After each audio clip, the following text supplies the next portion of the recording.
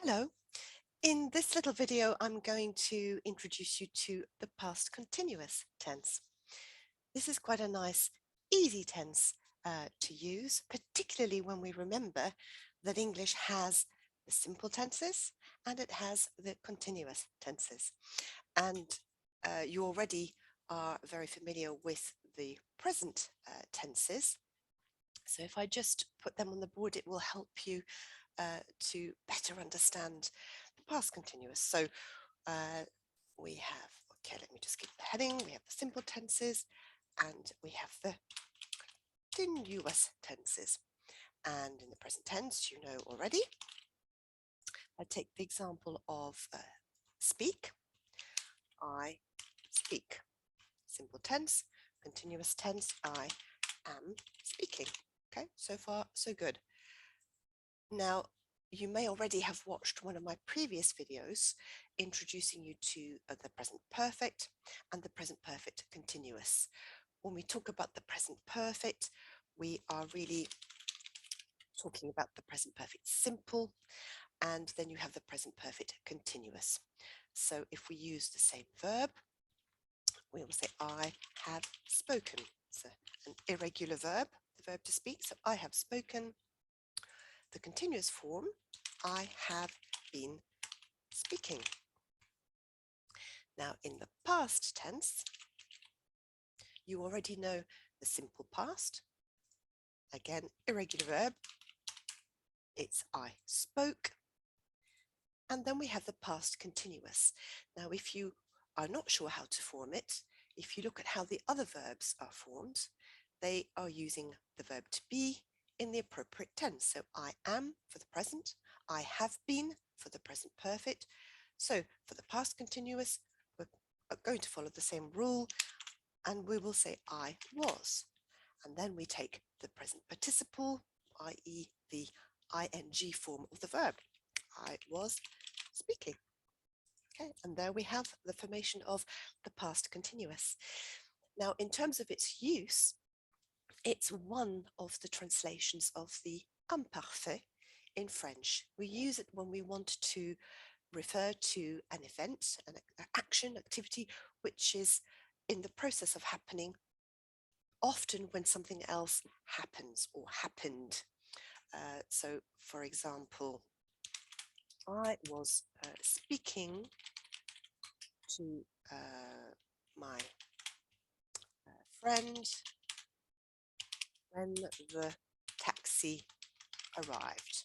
I was speaking to my friend when the taxi arrived. In French, you would say, or you could say, je parlais à ma copine quand le taxi est arrivé. Or, in other words, j'étais en train de parler à ma copine quand le taxi est arrivé. So I was speaking, I was in the process of, I was in the middle of. So that is one possible translation of the imparfait. Be careful, however, because there is another possible translation of the imparfait, and that is when you refer to a past habitual action. So if, for example, in French, you want to say quand j'étais plus jeune, je parlais couramment l'allemand. Okay, so when I was younger, let me just show you what we would say in English. When I was, in fact, I'm not going to put it under the continuous because it's not the continuous this time. When I was younger, we do not say I was speaking. It's exactly the point. We say I used to speak German fluently. I used to. In other words, j'avais l'habitude de. Be careful not to confuse I used to, which is I used to, and then we're using the infinitive of the verb. I used to speak, I used to sing, I used to eat cakes all day long, I used to learn Portuguese. Yeah, I used to. Be careful not to confuse that with another common expression, I am used to. I am used to, what shall I say? I am used to, let me take the same verb. I am used to speaking in public. I am used to speaking. Or I am used to meetings. With I'm used to, I am used to, it's plus a noun or a gerund. Now a gerund is basically the ing form of a verb which performs the role of a noun. That's what a gerund is, and it can always take the place of a noun. So as a by the way, any expression that you learn where you know you need to place a noun in that expression, you can use a gerund of the verb as well. So I am used to plus noun. And just a little point by way of or pointing out, should I say, the pronunciation.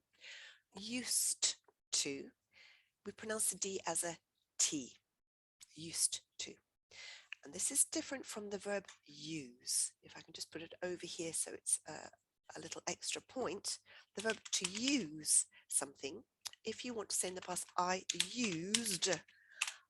used my new computer yesterday. I used. And there we are pronouncing the D as a D, in fact. So let me just put that in a little box on its own, separate from the main point of this little video, which is the past continuous tense. Okay, so there we have it. I hope that has helped you understand both the past continuous tense and also the distinction between I used to do something and I am used to doing something. Let me just stop sharing my screen. And yes, I hope this video has been useful, and I look forward to seeing you in other videos later on. Okay, bye-bye.